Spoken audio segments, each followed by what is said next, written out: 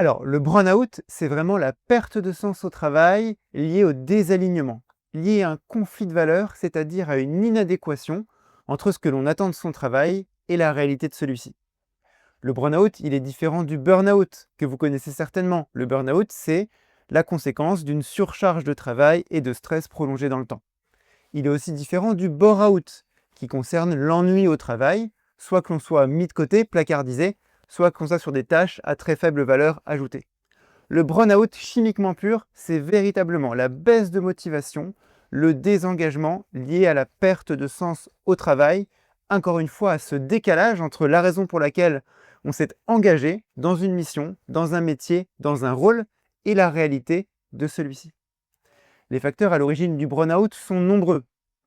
Perte d'autonomie, le sentiment de faire un travail qui n'est pas au niveau de qualité attendu, ou des conflits interpersonnels, des conflits relationnels qui vont venir miner notre quotidien de travail.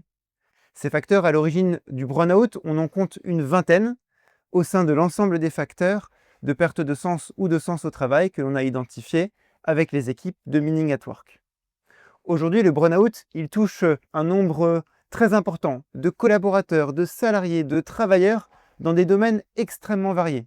Les métiers du soin, la grande entreprise, les fonctionnaires, même le monde associatif est touché par le phénomène de burn-out qui a des conséquences majeures sur la santé mentale, le bien-être des collaborateurs d'une part, mais aussi sur la performance des entreprises, des organisations au sens large. S'intéresser à cette problématique, c'est véritablement s'intéresser à un phénomène en plein essor qui concerne de plus en plus de monde et pas uniquement les plus jeunes générations.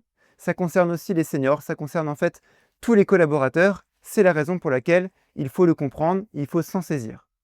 Pour mieux comprendre le burn-out, le détecter, le guérir, le prendre en charge, je vous recommande cet ouvrage que l'on vient de publier avec Étienne Desmé, Burn-out quand le travail perd son sens, aux éditions Erol.